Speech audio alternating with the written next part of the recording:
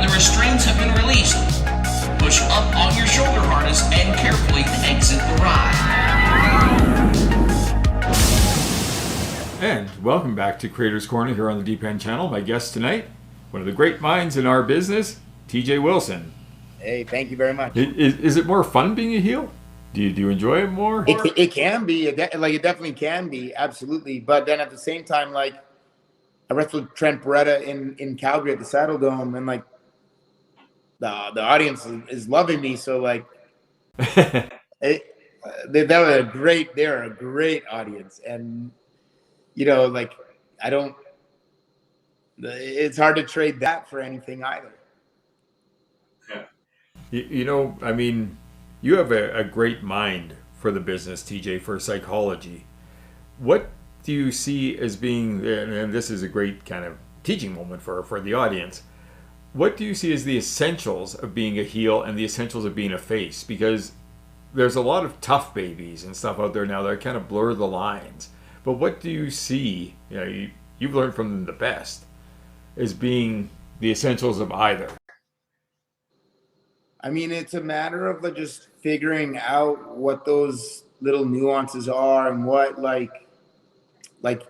using myself as an example, like if I'm a heel, what I do in this situation is very different than what I do as a babyface in this situation. Like, as a babyface, I'm not gonna, you know, for example, like try to find a way to strike you from behind, chop block, blashing it. But a heel, obviously, that's what I'm looking for. I'm looking for that opening. I don't want to do anything face to face.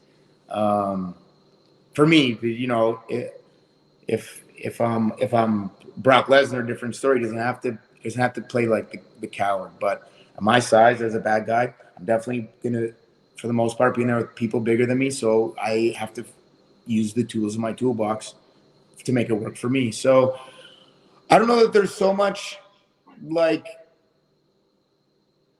this is always for sure good and this is always for sure bad. I think that, like you said, those lines have been blurred so much, and I don't think, like, you know, it just, those lines have been blurred so much just in society, in reality, that I don't know, like, there's not one certain thing that is like strictly defines one or the other to me in terms of something somebody can do. Like, for example, I just said like a chop block, for example, but if the heel chop blocked me the last 3 weeks, I'm Justin hitting him this fourth one and chop blocking him. So it's all situational.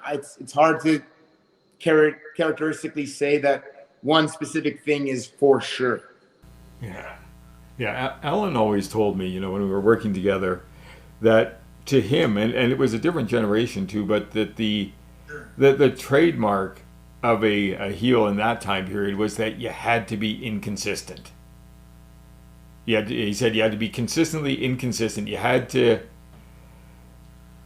mess with stuff. You had to promise, and then you pull back, and then you know, it was that kind of thing. The psychology is different now. My moves are very different. If I'm a bad guy, I try not to do as much flashy stuff. As a babyface, I'm gonna try to do my flashy stuff. So that's where I said I do it, and then I kind of get bored of doing it. I want to do the other style, and then I get bored of doing that, and I want my cake, and I want my cake, and I want to eat it, and I want it to have like chocolate sprinkles and yeah. So in WWE, then, I mean, you had an incredibly solid run with the Hart Dynasty, and what did you move on with after that? After that, it was, you know, just kind of trying to find myself a little bit. Wrestled a bunch of matches against like Yoshi Tatsu and Trent Beretta. You know, just doing random things here and there. Then finally started doing some stuff before NXT moved to Full Sail, but when it was still on the main roster. Doing stuff on there with like Hawkins and Tyler Rex and I'm trying to the Usos a bunch, and that kind of ended up turning into then NXT going to Full Sail, and I wrestled Curtis Axel, McGillicuddy at the time. And that match is basically what got me into like the Money in the Bank ladder match in 2012. And so like these things just kind of like kept giving me little things. And then Justin Gabriel and I were a tag team. And we did that at the WrestleMania pre-show in Miami for WrestleMania 28. And then he got hurt in that match. We team up again a little bit after that. And I remember like Road Dogg was really kind of getting behind us as a tag team. And then I tore my knee. After my knee, I come back, and that ends up segueing eventually into me doing my NXT run with Sammy and Neville and Breeze and doing that whole thing. NXT, really seemed to have a different kind of culture, and I really liked what I saw in NXT. It was a different environment, a different culture. Yep. Yeah, we were, and it felt like it, and it felt like we were kind of creating something. Like I could sense it in the time, and it's very funny where my career ended up, because I remember kind of like looking around and thinking like, okay, like at one point, then even more and more talent come. But at one point it's myself, Sami Zayn, Adrian Neville, and Tyler Breeze, kind of in that picture for the NXT title. And at the same time as we were kind of doing that, the women start becoming this phenomenon. And it started with Paige and Emma, and then at that Arrival, and then at Takeover it's Natty and Charlotte, and then from there it just was on. And then like you started to see like Bailey, and I knew Becky since like 2005 in BC. Oh, really? When I saw her down there, like, and Sasha Banks, and like you just see, and then like I thought like it almost was happening at the same time as like we're kind of elevating this and this almost educating this new style and doing this for this NXT title scene. The women also were like, okay, cool, we see you guys, watch this. And like it was this cool dynamic of like, everyone just really like dedicated to getting better. Yeah, this is jumping ahead a bit, but and we mentioned it off the top there, but the women's division in NXT then moving into the WWE is just phenomenal. Honestly, I mean, the women have made such incredible strides in the last. It's been exponential. It's been logarithmic. It's been orders of magnitude in the last 10 years. I mean, there's a couple. And Natty has been a big part of that. Natty's helped that out. These women are incredible. It's so cool to see them. I would say getting this opportunity, but the real, probably the better verbiage would be see them making this opportunity and creating it themselves. It really is where it came from. Like this didn't exist a decade ago. Yeah. Natty was trying, believe me. She's as adaptable as any human being on the planet. But man, like just to see it and to see that it just like, I keep thinking like, okay, I wonder like, is this maybe kind of the ceiling? And then it's like, nope, it's not. It's not there. Oh, it's not there yet. Like it just keeps growing. There's no ceiling. I realized very quickly.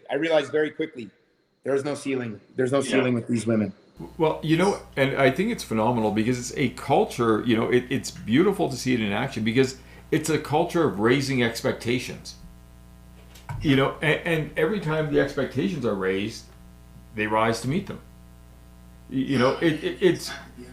It's really, I love watching the women's division, honestly. Me too. Obviously, me too. But like, I'm motivated and I'm like inspired by how hard the women. And I'm not taking anything away from the guys. The guys are amazing. I work with some of the most amazing talent in the world. for the last few years, I don't really work with the guys as a producer very often. I'm in the locker room with them. We share very nice conversations all the time. I love the talent. I love the people I work with. But to see like how far the women come and keep going is very inspiring. It's very cool. Yeah, absolutely. Yeah, yeah, and I think we can flesh all that out. So moving forward, I mean, 2015. How moving, towards the incident with Samoa Joe. Can you kind of fill us in on what was going down and what happened with the accident, the injury, and the Not even entirely sure what like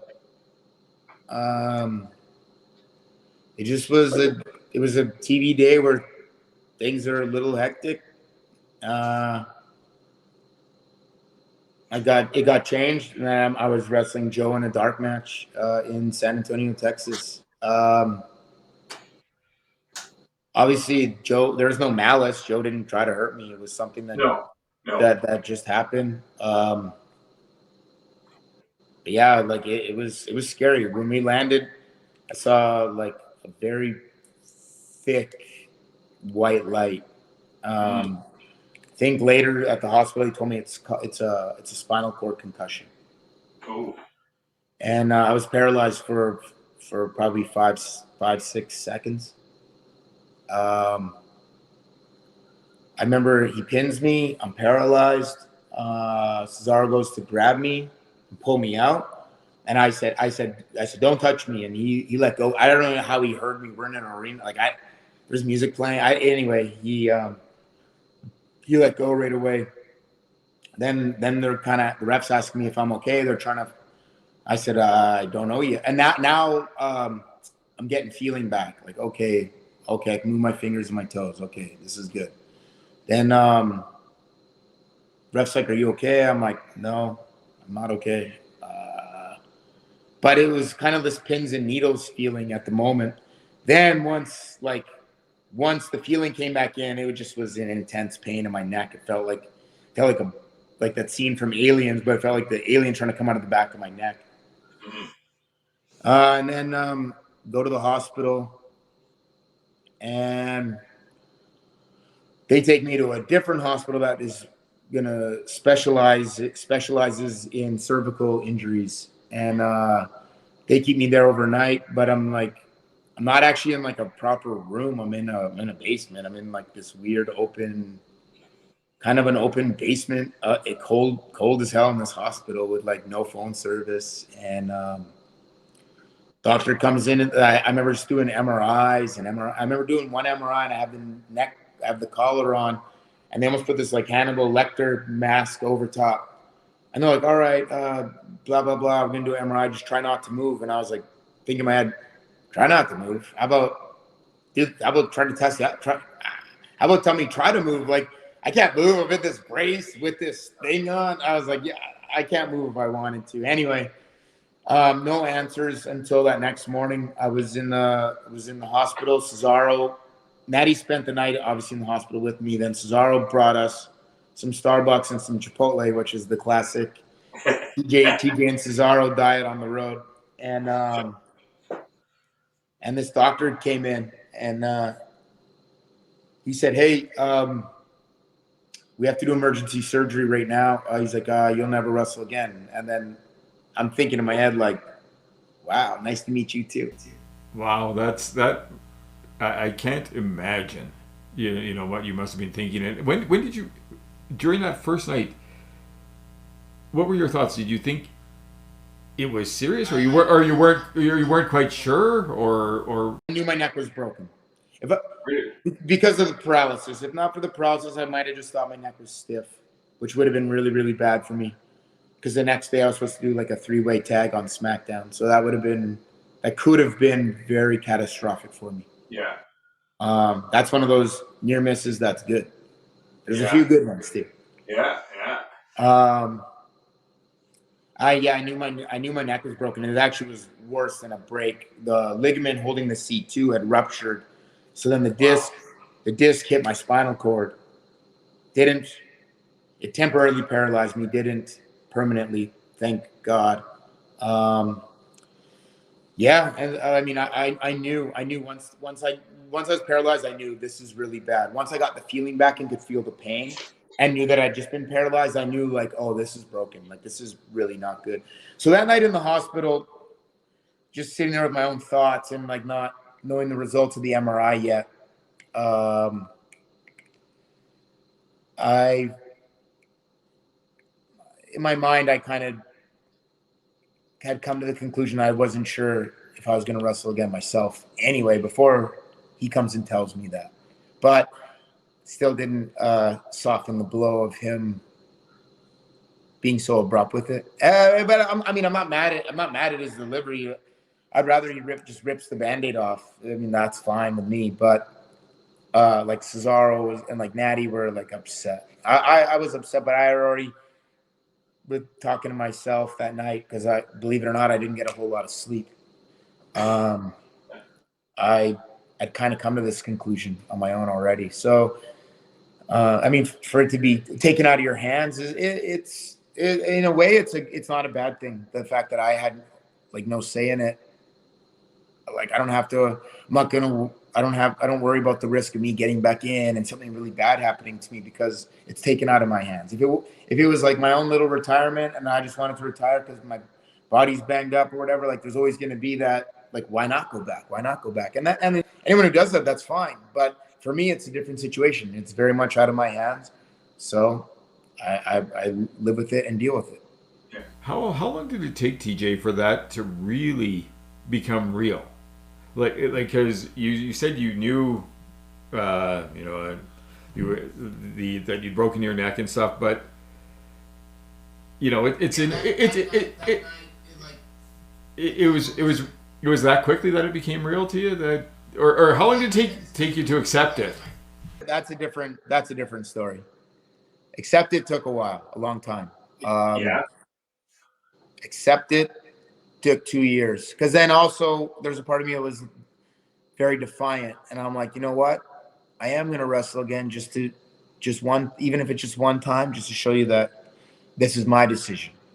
And I can remember a little while, like, because I had to wear that brace for 3 weeks prior to my surgery, and then because I didn't get surgery that day, Natty intervened and said, hold on, are you the best for this? Because he said this is a very tricky surgery, and Natty said, are you the best? And he said, no, I'm not. He was very funny. He said, no, I'm not.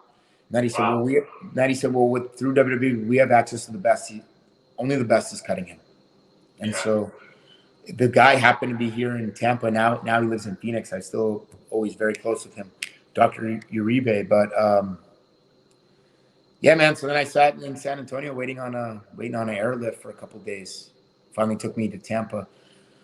So I wore that neck brace for like 4 months, pretty much. And I remember one night not having it, and I maybe kind of rolled in my sleep, and I'm on my stomach. And I remember I have better range of motion now, but at the time I didn't. And they told me like I wasn't going to get anymore. They just when you fuse the C1 and C2, you lose 50% of your range of motion. So I'm only supposed to have like that, but I have a lot more.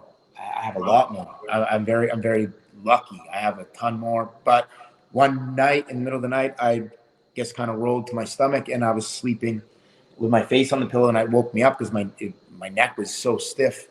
I couldn't lay with my cheek on the pillow sleeping on I didn't have that range of motion.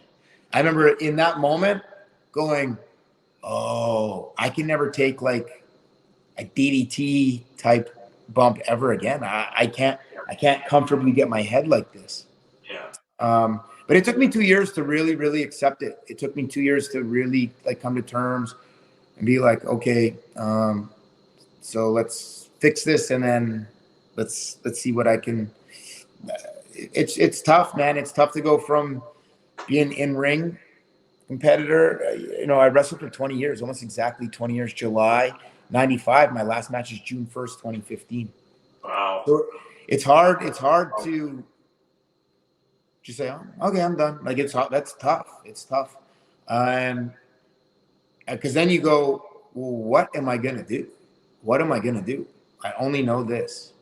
Am I going to be a manager? Like, no, eventually they got to get it. You take a bump. Am I going to be a commentator? Am I going to be a trainer? Am I going to be, and I'm like, John Laurinaitis had always been talking to me about being a producer, like all the time, like for at least since like 2011, if not prior. He's always been on me about it. And so made his wish come true. How did Natty process all of this? Like this, I mean, this is. I don't know if people understand how earth-shaking this. I mean, this was catastrophic. This was. She took it very hard, and at the same time, she also didn't take any time off the road during it. Like she's a road warrior. She's on the road full time. Yeah. Like when I got hurt, I don't know if everyone understands. Like I was on the road. I was wrestling every Friday, Saturday, Sunday, Monday, Tuesday. I was home. I'd fly home Wednesday, get home Wednesday afternoon. At that time when I got hurt, we're filming Total Divas. So I'm filming Total Divas Wednesday afternoon. I'm filming Total Divas on Thursday, and I'm flying out Friday and wrestling Friday, Saturday, Sunday, Monday, Tuesday. Wow. Every week. That's brutal. That's just like my schedule. I was working 7 days a week, but except I love what I do, so it wasn't really working. Except for I was traveling a lot. Yeah, I was traveling a lot. But as to go from working 7 days a week to 0 is a big extreme. It's the same as going from 0 to 7. Yeah. It's a lot. It's a big change. And Natty didn't change. She kept working that same schedule, but except for when she's home.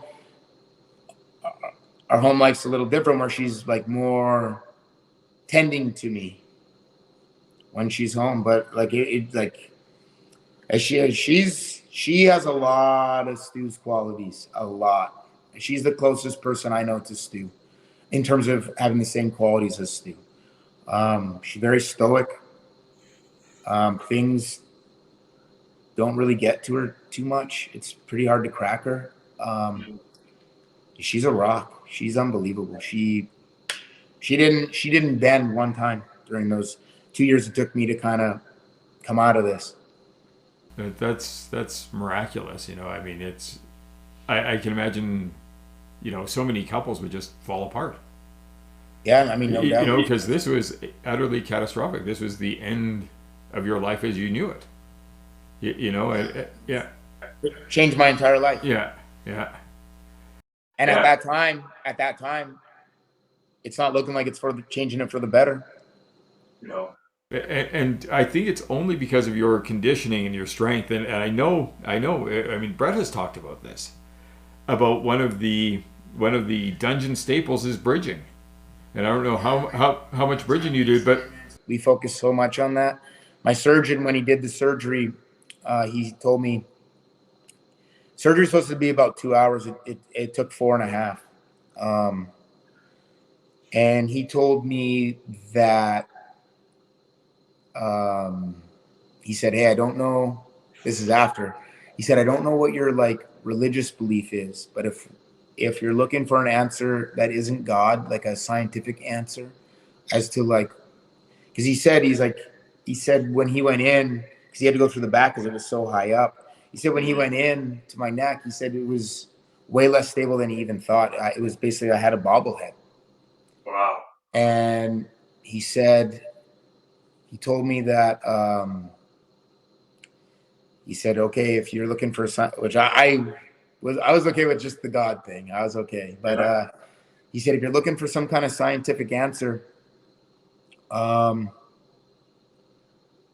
he said, you have a lot of muscle in your neck. He's like, it took me a lot of time to get through that muscle to get to your vertebrae. He's like, that's why it took so long. I didn't want to cut through it. I wanted to gently get it out of the way so we don't compromise it. And he's like, the only thing that I can scientifically say that saved your life is the strength in your neck and your traps.